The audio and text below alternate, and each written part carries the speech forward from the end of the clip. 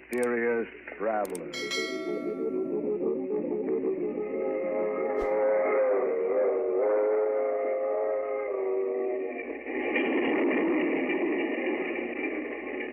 This is the Mysterious Traveler, inviting you to join me on another journey into the realm of the strange and the terrifying. I hope you will enjoy the trip, and it will thrill you a little and chill you a little. So settle back, get a good grip on your nerves, and be comfortable, if you can. Where are we going? Well, we're going to join Walter Cabot as he takes a little excursion into crime. I call the story Murder Goes Free.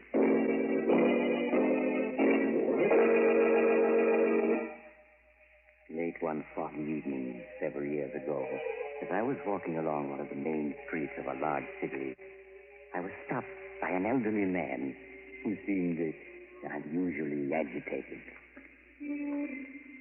Pardon me, sir. May I speak with you for a moment? Of course. Here, perhaps this will help. Oh, please. It isn't money I want. I just want someone to listen to me. No one is interested in seeing justice done. No one. Well, I should be glad to hear what you have to say. You will listen to my story? Yes. I want to confess something that's on my conscience. I've confessed 100 times, no, 1,000 times. Yet no one will believe me. You must help me make them believe. It all began that day in my office when Martin, my son, came in to see me. Hello, Dad. How are you? Oh, Martin, I'm glad you're here. I want to talk to you. Oh? Sounds as if I've done something you don't approve of, Dad. Did you read the gossip column in this morning's Daily Ledger? Oh, that. Why haven't you told me about this woman, Diana Winters? Well, I'm sorry, Dad. I just didn't think it was important. You've always told me about your other friends. Are you ashamed of Diana Winters? No, of course not. Why should I be? Martin, you know as well as I do that her reputation is, well, spectacular, to put it kindly. Well, stories about her all lies. I'm not taken in by gossip, Martin. I happen to know that this Winters woman is just plain no good. Dad, I won't have you talking about her like that. Martin, you don't love this woman, do you? Yes. Yes, I do. Martin, you must give her up. Dad, I'm old enough to make my own decision. Can't you see what she's doing to you? She's just a predatory gold-digging... Stop talking about her like that. All right, son. That's the way you feel about it. You'd better go. All right. Goodbye, Dad. Oh, Martin. My son. Oh, perhaps that's... Come in. Oh, it's you, Norman. Hello, Walter. What's the matter with Martin? Just past him in the reception room. He appeared to be quite upset. We've had a quarrel. Oh? It's the first one we've ever had. Was it about that bit of gossip in this morning's Daily Ledger? Yes. Imagine Martin's name linked with that of a... Martin will be all right. He'll get over it. No, he won't. I can't stand by and watch him ruin his life. I've got to do something. I wouldn't if I were you, Walter. You've got to let Martin make his own decisions. He's no child. Oh, you're a fool, Norman. You expect me to watch the only person who means anything to me get hurt? No, I suppose you won't. What are you going to do? I'm going to have a talk with that woman, Diana Winters.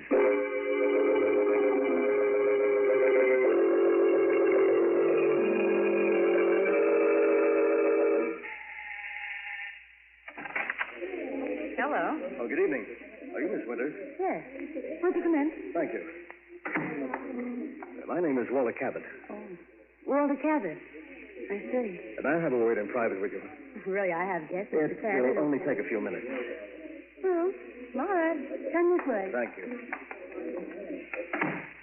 No, I'll bother us in here. I hardly know how to begin, Miss Winters. And let's be frank, Mr. Cabot, and save ourselves time. You've come here to ask me to give up your son, haven't you? Yes. Well, then you may as well know that you're wasting your time. I love Martin, and I won't give him up. I know better. Since we're being so frank, I'll get to the point. How much do you want to let Martin go? Are you insinuating that I Oh, now, just want... come, Miss Winters. There's no need to put on an act for me. How much? Really, Mr. Cabot, you know, you're far more interesting than your son. Shall we say, 100,000? 100,000? Yes, 100,000. If you love your son, surely he's worth it. I haven't anything like that amount of money. Oh, I'm sorry. Do you believe for a moment that Martin has any money? Oh, no. But he will inherit $250,000 from his mother's estate in a few months. Oh, so you know about that? Hmm. Yes, of course.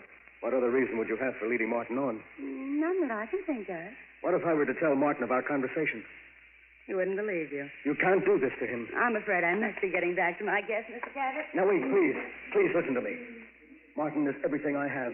If I had the money, I'd gladly give it to you. But I haven't it. Oh, so sorry. Women like you don't deserve to live. Will you please leave at once? If you don't give Martin up, I'll kill you. Oh, get out, do you hear? I'll have my friend throw you out. I'm warning you. Stay away from Martin, or I'll kill you.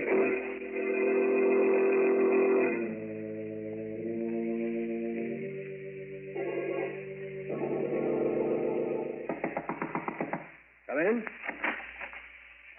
Dad, Diana told me you tried to bribe her to give me up. Is that true? Yes, Martin, it is. You did that after I told you I loved her? Yes, because I know she doesn't love you. And why weren't you able to buy her off? Because she wanted $100,000. You're lying. She never asked you for 1 cent. Have you ever known me to lie to you? Dad, I told you I was fully capable of making my own decisions, and I meant it. An hour ago, I asked Diana to marry me, and she accepted. You're going to marry her? Yes. Just a few days. So you're going to ruin your life for a cheap gold digger? Dad, I told you not to speak about her like that. If you feel differently, Diane and I will be happy to see you. Get out. Get out, do you hear? All right, I will. After all these years and everything I've tried to do for him. Well, Walter, were you able to do anything? No. I'm not going to let him ruin his life, do you hear? But what can you do? If there's no bride, there can be no wedding. If there's no bride. Walter, you don't mean you... Why not? You think of anyone who deserves less to live? You're mad. For years, my hobby has been the study of famous murders. I've studied hundreds of cases closely. In each case, I was able to pick out the flaw that prevented it from being a perfect crime. And then one day, I began to work out a perfect crime for myself. Walter, what are you saying? I was merely doing it for fun, just as some men do crossword puzzles. But, Norman, I did hit upon a way to commit a perfect murder. And now I have a motive. You must stop talking like that, Walter. There's no such thing as a perfect crime. You're wrong, Norman. And I'm going to prove it. Walter, can't you see that what you want to do is insane? It's far better that Martin marry that woman than for you to become a murderer. No. If Martin were to marry that woman, it would be the end for both of us. At least this way I can be certain that his life won't be ruined. And that's all that counts. As for the police, Norman, they'll never catch me. Never.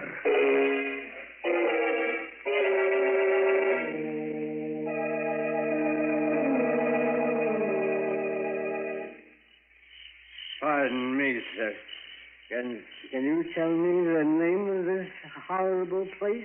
There ain't nothing horrible about Valley Springs, stranger. 1,242 people think it's a mighty fine village. I've never seen an uglier place. What do people live here for? Been drinking, haven't you?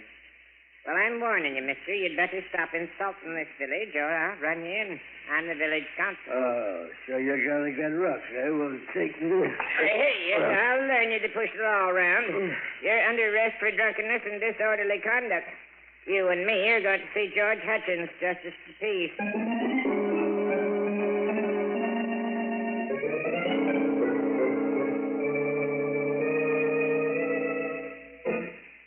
And after insulting our village half a dozen times, Your Honor, he attempted to attack me.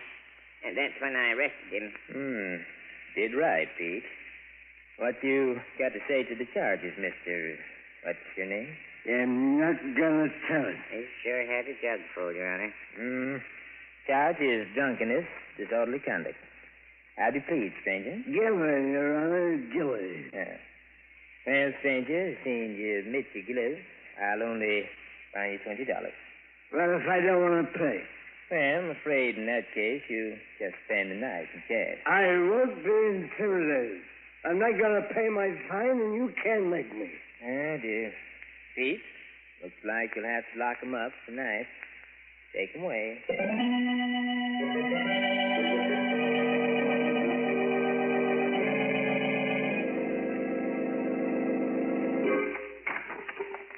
Well, stranger, now you can see what the inside of our jail looks like. Good. It still ain't too late to pay your fine. Don't you want to pay it and sleep in a nice, soft bed? No, I like it here. Which of the two cells is mine? Well, you take the one on the right. I'll sleep in the other. I got to guard you.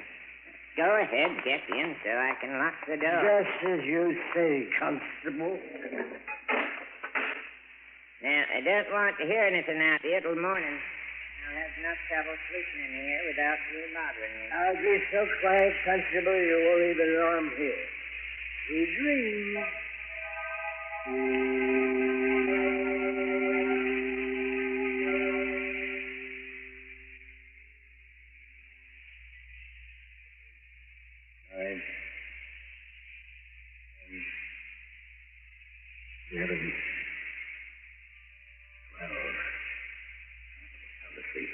So far, everything is working out perfectly.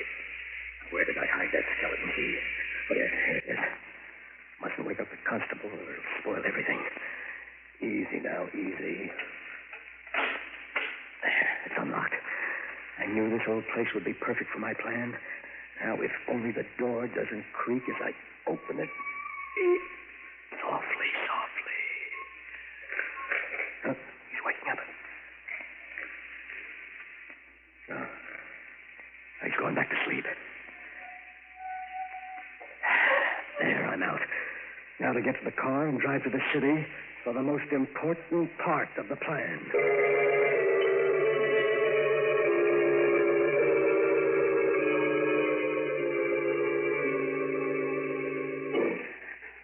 Who's there? Who's there? Perhaps if I turn on the lights, Miss Winters. You. Yes, Martin's father. What do you mean by breaking into my apartment? What do you want? What do I want? You remember what I said to you the other night? Oh, what you said? Oh, no, And I'll refresh your memory. I said I'd kill you if you didn't give Martin up. You wouldn't dare. Oh, but I would. Oh, my friends heard you threaten me. You get the chair. I don't think I will, Miss Winters. Why are you looking at me like that? You're just trying to frighten me, aren't you? I tried to reason with you, but you wouldn't listen. You should have. No, you can't kill me. Stay away from me. Stay away from me, you hear? It's no use trying the door. I locked it when I came in, and I have the key. Please. Please listen to me. I'll do anything you want. I'll give Martin up. I'll go away. You had your chance. You wouldn't take it. No. No, keep away. Don't touch me. I'm free.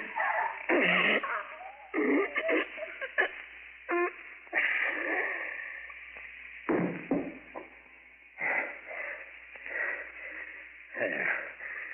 I'll just turn her wristwatch back to 12 and stop it.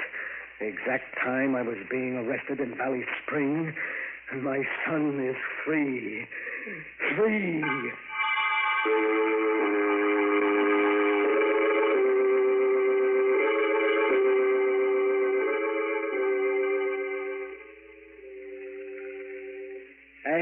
Hey, Constable. Constable, wake up, wake up. I want another drink. Wake up, will you? Wake up. What's all this noise about? Oh, my back. Hey, what's the idea waking me up, boy? It ain't even dawn yet. I want another drink, and I'll take it straight. Oh, go to sleep, you hear? It's 4 o'clock, and you ain't getting out of here until late in the morning. You got 4 hours yet. I don't want to hear any more out of you. Oh. Just as you say, Constable. Anything to oblige a gentleman. 4 hours more.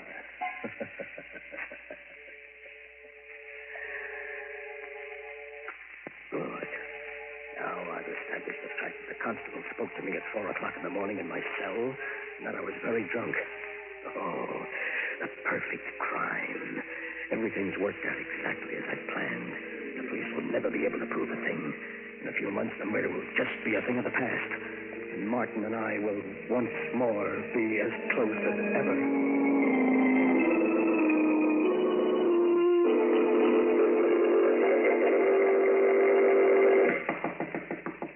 Come in.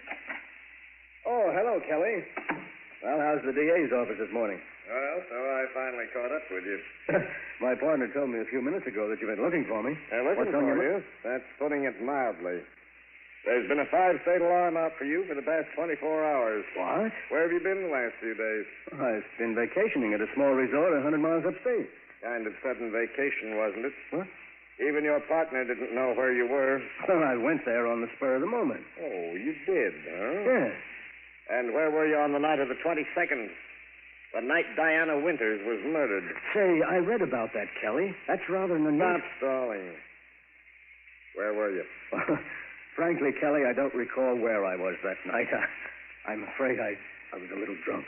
You're going to have to do better than that for the DA. Oh? Well, I'm afraid I won't be able to. I really can't remember where I was that night. Cabot, I think you're going to wind up in a place you're not going to like. In the chair. Get your hat. We're going down to headquarters. That sounds serious. Well, look, do you mind if I speak to my partner and explain matters to him? That won't be necessary. You'll be able to read all about it in the papers. And believe me, it isn't going to make pleasant reading.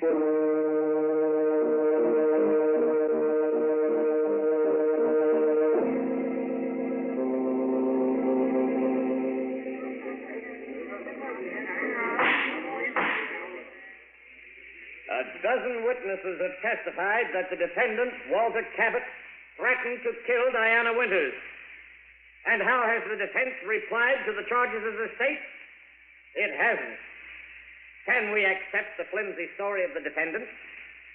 That he was drunk the night of the murder and hasn't any recollection of his actions? Perhaps Walter Cabot doesn't know where he was that night, but I do. He was in the apartment of Diana Winters, where he cold-bloodedly strangled her as he vowed to do before a dozen witnesses. There is only one verdict you can render. Guilty of murder in the first degree. The state rests, Your Honor. Since you've insisted on defending yourself, are you ready for the defense's summation, Mr. Cabot?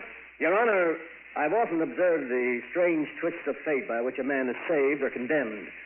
My inability to recall any of my actions on the night of the 22nd left me without a defense. Yesterday, frankly, I regarded my case as being hopeless. Today, however, through a twist of fate, I have received a new lease on life. I'm now prepared to prove my whereabouts on the night in question. I should like to call upon a witness for the defense. You have the court's permission. Thank you, Your Honor. I wish to call Peter Wilk to the stand. Peter Wilk to the stand. Here I am. Raise your right hand, please. You solemnly swear to tell the whole truth and nothing but the truth, have you, God? I do. State your name and occupation, please. Peter Wilk. I'm constable for the village of Valley Springs. Mr. Wilk, will you tell the jury exactly what you told me this morning? Well, yesterday, George Hutchins, he's our justice of the peace, and myself were looking at a city newspaper. And in it, we see a picture of a man, Mr. Cabot, right on the front page. It says he's being tried for a murder committed on the night of January 22nd. Well, George and me recognizes him right away as the fellow we locked up in our jail that night on a drunken and disorderly charge.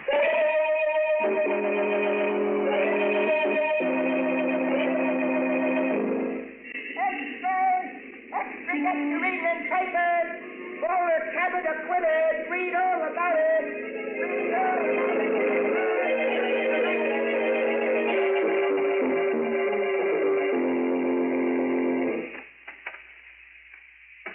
Martin. Hello, Dad.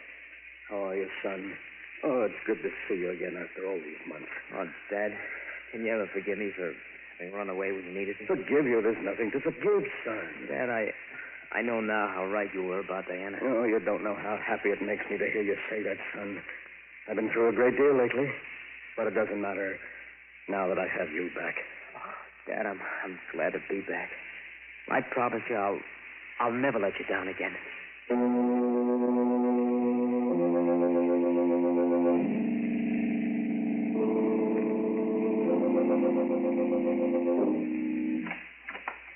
hello, Kelly. Come in, have a seat. Been quite some time since I've seen you. Oh, yes.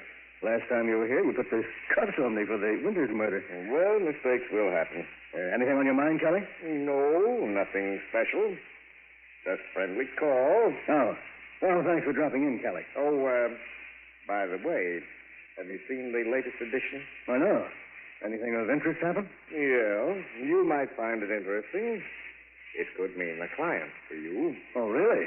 What's happened? Well, here's the late paper. Read it for yourself. Oh, thanks.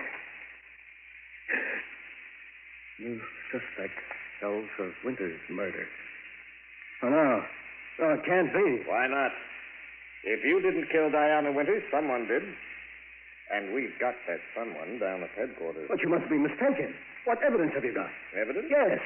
Oh, well, we can prove the guy we've got was at Diana Winter's apartment that night. What's that? But he was seen leaving just after midnight, after a whale of a quarrel with her. Quarrel? What about? Oh, usual thing. We both know what Diana was. Two-timing gold digger. Yes, of course. She had plenty other boyfriends than your son. Only none of them knew about the others. But Yes, but... that night, the guy who killed her found out a few things about her and bumped her off. No. I don't believe it. I told you he left right after midnight, didn't I? That's right. Well, her watch was found on the floor where she dropped it during that fatal struggle. Stopped just at 12. And that watch is going to hang the guy. We may have been wrong in your case, but this time we have the right man, and we'll make it stick, even though the evidence is circumstantial. Well, I'd better be running along. Good night. And I Keep the paper. You might want to read the whole story. New suspect held for Winter's murder. District Attorney uncovers apparently conclusive evidence of guilt. That can't be. I had it planned perfectly so that no one could be held for it. There's no such thing as a perfect crime, Walter. The murderer always overlooks something. No such thing as the perfect crime. Murderer always overlooks something. Norman said that. But I knew better. And now an innocent man has been arrested for my crime. Whoever he is, he's innocent. I must save him. Yes. I can't let him die.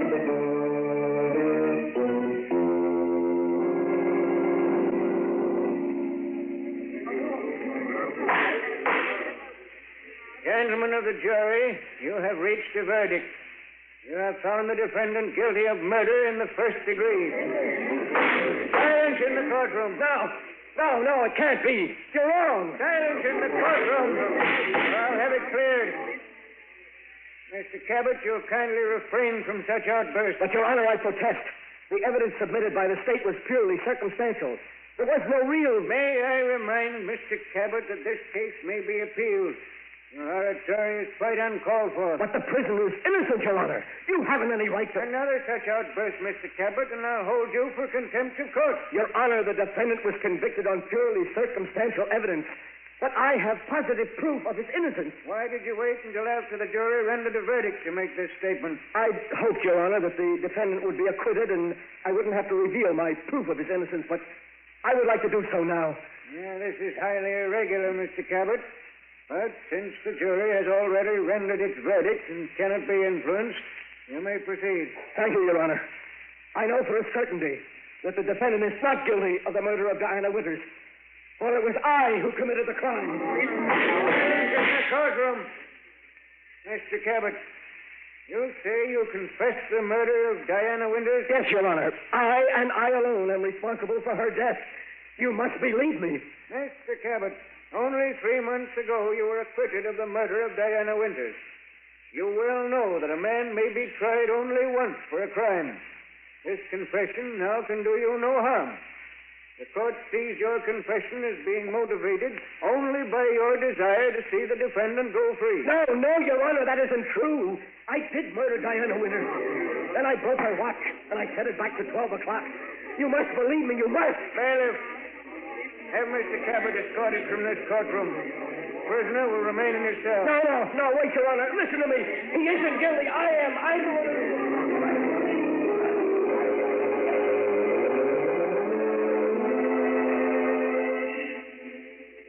Since that day in court, I've confessed 1,000 times, and yet no one will believe me. No one. But you, sir, you will help me, won't you? We can't let an innocent man die for a murder I committed. No, of course not, but I hardly see how Every minute that passes brings him closer to the end. We must save him. We must. If you only help Hello, Cabot. Oh, Kelly, I was just telling this gentleman here my story. We can't let an innocent man go to the electric chair. Kelly, you're a smart man. You believe I murdered Diana Winters, don't you? Yes, I do. You do? Then you'll help me save him? People wouldn't believe me any more than they do you. But they would, Kelly, they would. Why should they believe your story? You can't be tried again for the murder of Diana Winters. And what man in your position wouldn't confess? to save his own son. But he's innocent, Kelly. Martin, my son is innocent. He was convicted only because he was near her apartment that night. And now there's so little time to do anything. The execution is set for midnight, and it's already... It's 12 already. No. No. I'm sorry, Cabot. May his soul rest in peace. Oh, my son.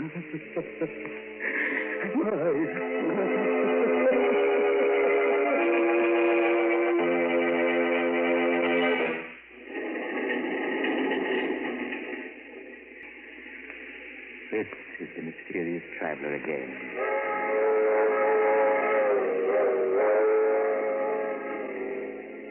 Did you enjoy our little trip? Too bad about poor Walter Cabot, wasn't it? Such a brilliant man. But his own intrigue sent the one person he loved to the electric chair. As the city hall clock tolled midnight, Walter Cabot must have heard his partner's warning. There is no such thing as a perfect crime. The murderer always overlooks something. So, if by any chance you're contemplating murder, I suggest that you stop and think it over. Lest you'll find to your sorrow that you... Oh, you're getting off here. I'm sorry. But perhaps we'll meet again soon.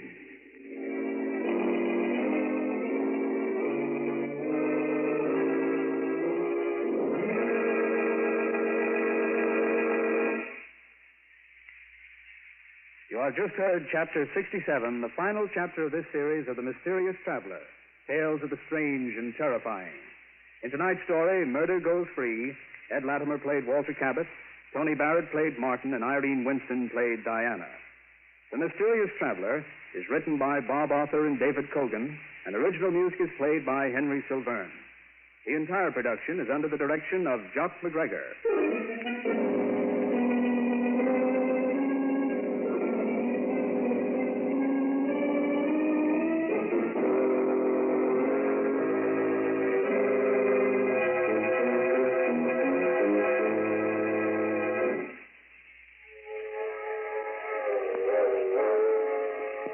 The Mysterious Traveler is presented from our New York studios. This concludes the present series of The Mysterious Traveler. Next Saturday evening at 9:30 Eastern Wartime over most of these stations, Mutual will present a new program, radio's first nationwide audience participation mystery series. It's called Calling All Detectives. We invite you to be with us for Calling All Detectives next Saturday night at 9:30 Eastern Wartime. This is the Mutual Broadcasting System.